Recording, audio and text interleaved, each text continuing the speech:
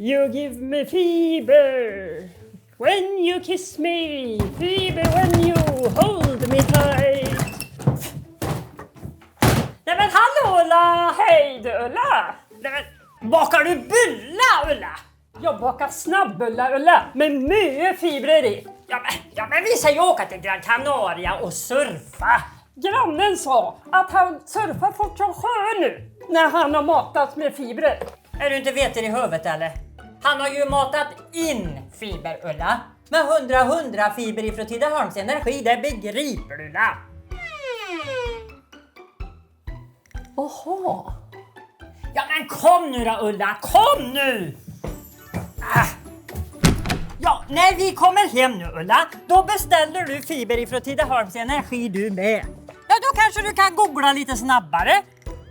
Och bli lite mer allmänbildad där.